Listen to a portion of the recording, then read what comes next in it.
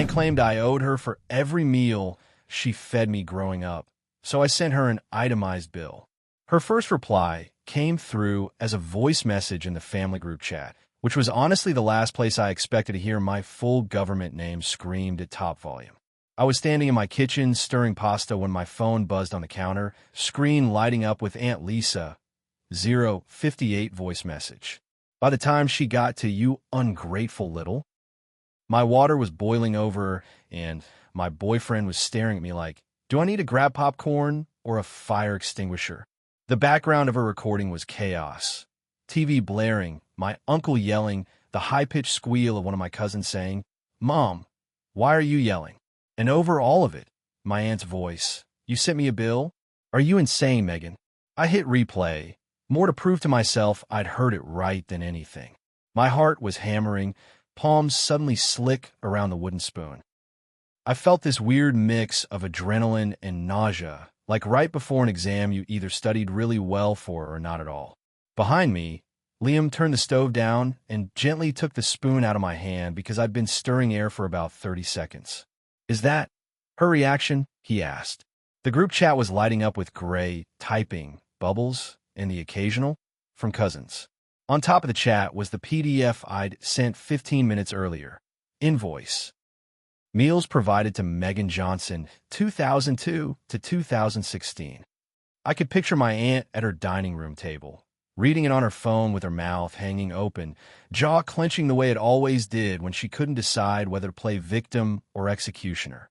It was a random Tuesday when she first told me I owed her like I was some long-term investment finally reaching maturity.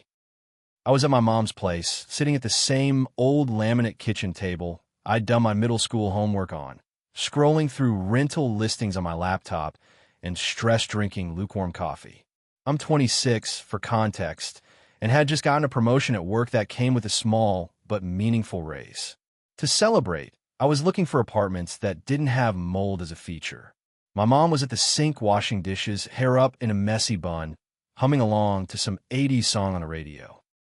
Aunt Lisa breezed in like she owned the place, as usual, bringing with her this cloud of perfume and judgment. She kissed my mom on the cheek, glanced at my laptop, and said, "Oh, look at you, big career woman. Finally moving out of your shoebox." I said, "Rents are insane." She laughed in this high, sharp way.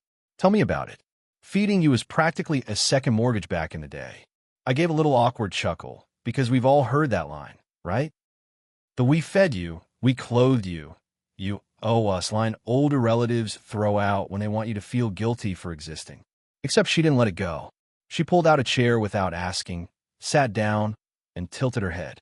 "You know, I was actually thinking about that," she said. "All the meals I fed you. All those nights your mother had to work late, and I took you in. God knows how much that cost us." My mom paused at the sink, shoulders tensing. "Lisa," she said quietly. "What?" Aunt Lisa shrugged, all faux innocence. "I'm just saying, now that you're doing well, maybe it's time you pay some of that back." The way she said it, casual, sing-song with that little edge, made my stomach drop.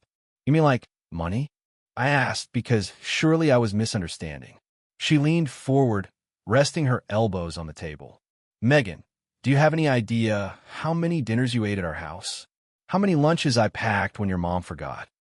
How many times I ordered takeout because you didn't like what I cooked?" She started ticking on her fingers. "Spaghetti nights, pizza Fridays, school vacations when you basically lived with us. Food isn't free." I glanced at my mom, hoping she'd jump in. She had that look on her face like she wanted to sink through the floor. "Lisa, we helped each other," my mom said finally. "Megan watched your kids all the time. She cleaned up. You got plenty of help." "Sure," Aunt Lisa said, waving that off. "But I'm talking about actual money. Kids don't get how expensive they are. Megan does now. She's an adult." She looked at me.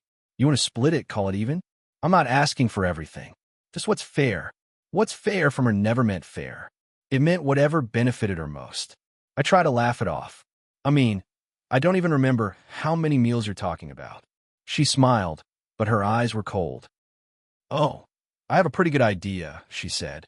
"We can work something out. Opportunity doesn't knock twice, honey. Family should help family. That line made my skin crawl, because family should help family is exactly what she used to say when she dropped her 3 kids off with my mom on short notice, then stayed out partying until dawn. The thing is, she wasn't entirely wrong about one part. I did eat at her house a lot growing up. My mom was a single parent, working nights as a nurse, and money was always tight. Aunt Lisa lived 10 minutes away with my uncle, whose construction job paid better, and they had a slightly bigger house and a freezer full of bulk buys from Costco. When my mom got mandated for overtime, Aunt Lisa picked me up from school. I did my homework at her dining table, ate whatever she made, and sometimes slept on her couch if my mom was on a double shift. But Aunt Lisa had a particular way of giving. Every plate she put in front of you came with an invisible receipt. She'd sigh about the price of meat, complain about how kids eat you out of house and home, and make little comments in front of my cousins like, "You're lucky I take such good care of you, Megan." Other people's aunts wouldn't bother. I was 10 the first time she made me feel like a bill she was waiting to be paid. I'd spilled a cup of punch on her carpet at my cousin's birthday party. She'd snapped, "Do you think I'm made of money?" and then muttered just loud enough for me to hear, "Between you and your mother, I'm going to die broke." I started trying to eat less around her after that, which only made her say things like, "What? My food isn't good enough?" It was this constant dance. Owe her, but also be grateful, but also don't act like you notice the strings. So sitting at that table as an adult, hearing her seriously suggest I owe her actual money hit a nerve I didn't know was still exposed. "I don't have a lot saved," I said slowly, defaulting to apology. "I'm just starting out." "You have more than we did at your age," she shot back. "And I see you on Instagram. Nights out, new clothes, that nice little trip you and Liam took. If you can afford all that, you can afford to chip in for all those years of dinners." Her tone made me feel 12 again. I hated that my first instinct was to explain, to justify. "That trip was mostly points," I said, "and the clothes were from clearance. I'm not rich." She rolled her eyes. "You don't have to be rich to do the right thing." My jaw clenched. Something hot pricked behind my eyes. "I didn't ask to be fed," I said, and instantly felt guilty for how ungrateful that sounded, even in my own ears. She seized on it. "Oh, so we should have let you starve?" she said, voice rising. "Is that what you're saying?" My mom stepped in then, voice firm. "Lisa, enough. Megan doesn't owe you anything. We helped each other. That's what family is." Aunt Lisa stood up in a huff, chair scraping. "Fine," she said, grabbing her purse. "But don't come crying to me when she forgets everything you did for her too, Karen. Kids these days." She slung her bag over her shoulder, then looked at me. "You'll remember one day when your own kids eat you out of house and home. We'll talk then." The door slammed behind her. The kitchen felt suddenly smaller. My mom sank into the chair opposite me, rubbing her temples. "I'm sorry," she muttered. "She shouldn't have said that." "It's fine," I lied. "It wasn't." I went home that night angrier than I wanted to admit. I kept replaying the conversation, thinking of things I should have said, but didn't. Classic. By the time I got to my tiny apartment, I'd worked myself into this tight coil of resentment and shame. Liam took one look at my face when I walked in and said, "Okay, who do I need to fight?" in this joking tone that broke the tension just enough for me to laugh. I told him what happened.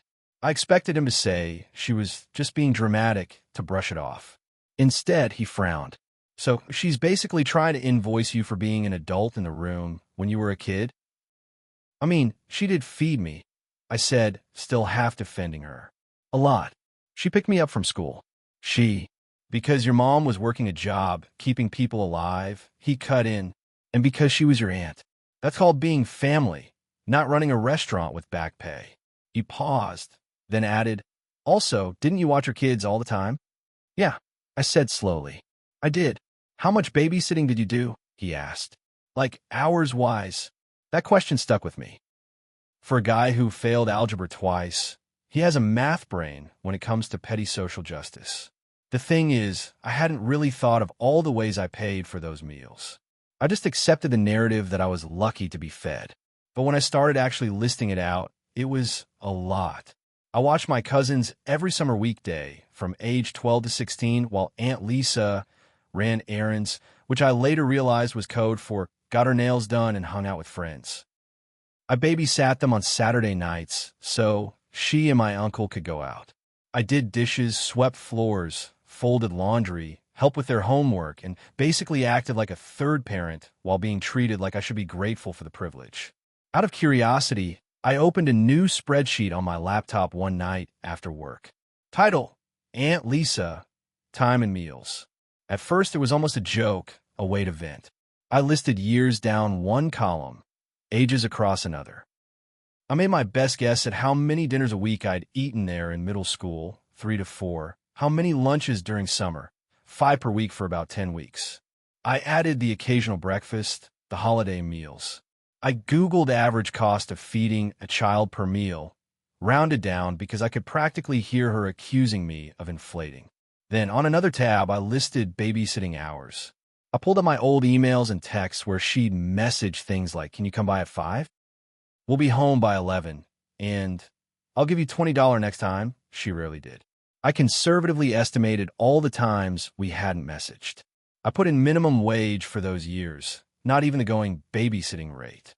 When I added the numbers up, my jaw dropped. Even with my lowball estimates, the theoretical cost of my meals over the years was a few $1,000s. The babysitting? More than double that. If we'd been balancing accounts, she'd owe me. Liam peered over my shoulder, chewing on a slice of apple. "You know," he said, "it'd be kind of beautiful if you sent this to her." I snorted. "As what, a meme?" "As an invoice," he said, grinning. "Line items and all. Per our recent conversation about debts incurred from childhood meals, please find attached an updated statement." We laughed. We joked. We came up with increasingly ridiculous descriptions like emotional labor, listening to you complain about your husband while folding your laundry. It was petty, and it felt good. But after he went to bed, I stayed up staring at the spreadsheet. The joke started to feel less like a joke and more like a mirror, a record of how lopsided our relationship had always been. I didn't send it then. I saved it, closed the laptop, and promised myself I'd bring it to therapy instead of to her inbox. Of course, she didn't let it go. Over the next few weeks, she made little comments in the group chat when anyone congratulated me on my promotion. "Maybe now you can help out your elders, Meg." When I posted a picture of my new-to-me used car, she commented, "Nice ride. Wish I could afford one after feeding half the neighborhood." At my cousin's birthday, she cornered me near the bathroom. "So, have you thought about what we talked about?" she asked, sipping a soda. I played dumb. "Apartments?" She gave me a tight smile. "Don't be clever. I mean what you owe." "I sat down with your uncle," she said like she'd had a board meeting, "and we did some rough math. We're talking at least $5,000 over the years. We're not greedy. You can pay it in installments if you need to." Something inside me just snapped. Maybe it was the smug way she said rough math. Maybe it was my cousin, her youngest, walking by and hearing just enough to look at me with wide, confused eyes. Maybe it was my mom in the corner, pretending not to see because confrontation makes her sick. "Rough math," I said. "Based on what?" She shrugged like it was obvious. "Everything we gave you. Food, time, a place to stay. You're not a kid anymore, Megan. It's about reciprocity." Reciprocity. As if I hadn't spent my adolescence raising her kids. I smiled then. A very calm, very cold smile I did not know I was capable of. "Okay," I said. "If it's about reciprocity, we should definitely do the math properly." She blinked. "That's what I'm saying. I'll get right on that," I said, which is how I ended up spending my next free weekend building the pettiest, most cathartic spreadsheet of my life. It wasn't just the meals and babysitting anymore. I added a tab titled Other Contributions. Gas money I'd never been reimbursed when she borrowed my car in college. Listed. Food I'd bought with my own paychecks as a teen to help out when she'd overspent on herself. Listed. The time she guilted me into using my small savings to help her avoid an overdraft, just until Friday when Friday never came. Listed with the amount and date. For each category, I added a little note with context. Babysitting, summer 2008. 5 days per week, 8 hours per day, 10 weeks. Paid 3 times. On the meals side, I was honest. If my mom had sent groceries over, I noted that.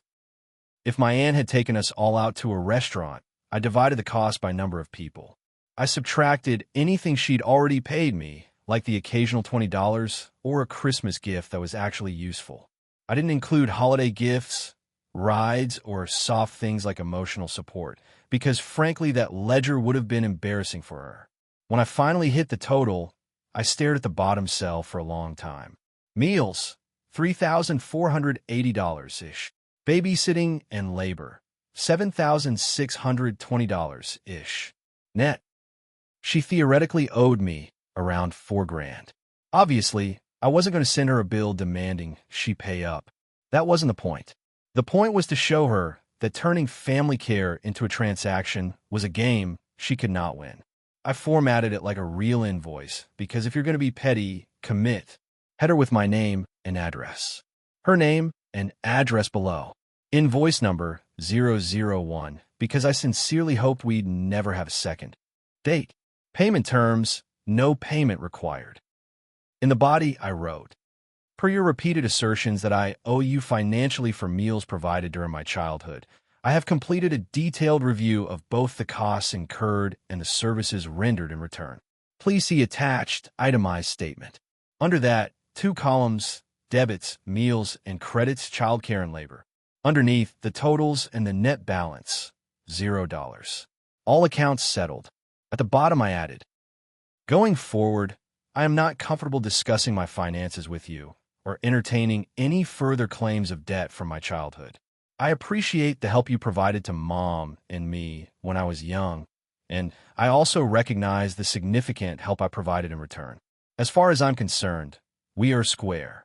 I sent it as a PDF attachment to her email, CC&G my mom, with the subject line our recent conversation.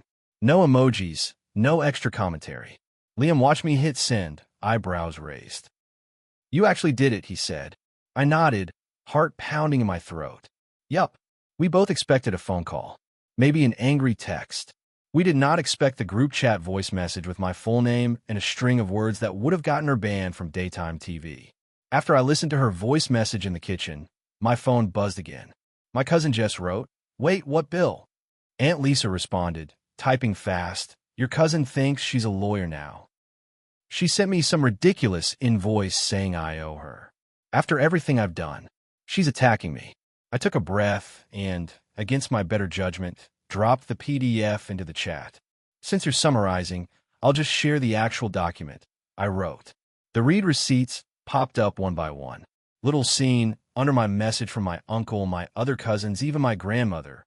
It felt like standing in the middle of a town square and pinning a notice to the bulletin board. A minute later, a text from Jess. Aunt Lisa, did you really tell Meg she owes you for food from when she was a kid? Another cousin. This is a lot. My grandmother, bless her, sent a single message.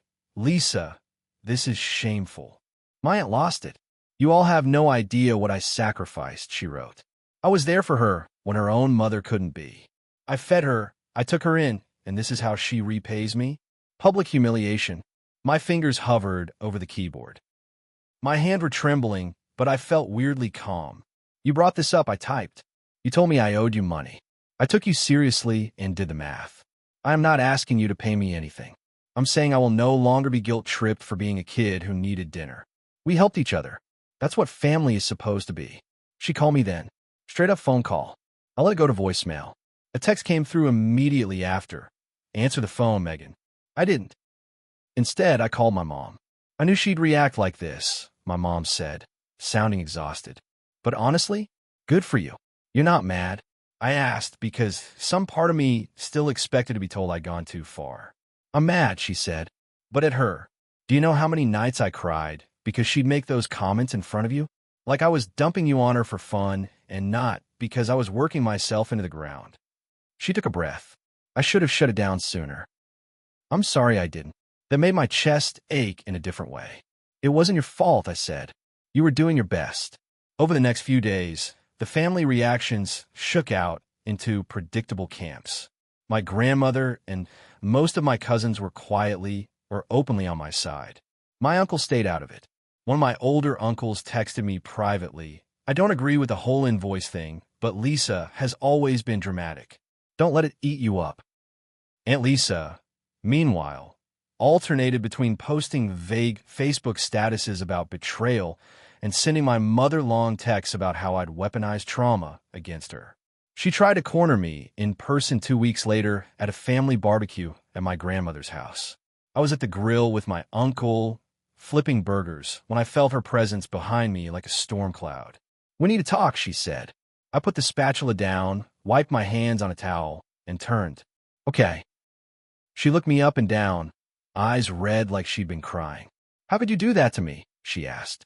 "No hello, no small talk. Send that thing. Make everyone think I was using you." I held her gaze, fighting the instinct to look away. "You were using me," I said plainly, "and you were trying to do it again. I'm not a kid anymore. I'm not going to play along."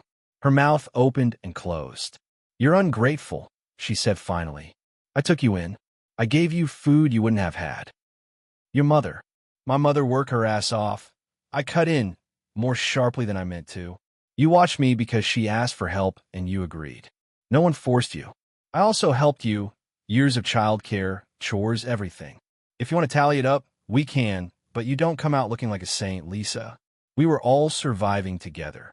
She tried a different tactic. Her voice went wounded, eyes glossy. "I just wanted acknowledgement," she said. "And thank you." "I've said thank you my entire life," I replied, my voice quieter.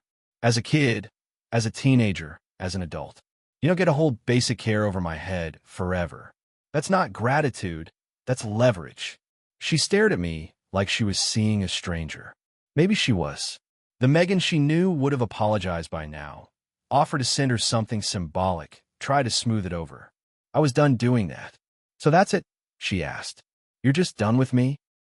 I looked over at the picnic table where my little cousins were laughing with my older ones, and my mom talking with my grandmother. I thought about the nights in her house when my stomach twisted at her comments, about the spreadsheet with its neat columns, about my own hypothetical future kids, and what I'd tolerate around them. "I'm done letting you make me feel like a debt," I said. "Whether we have a relationship after this depends on whether you can stop treating care like a transaction." "That's up to you."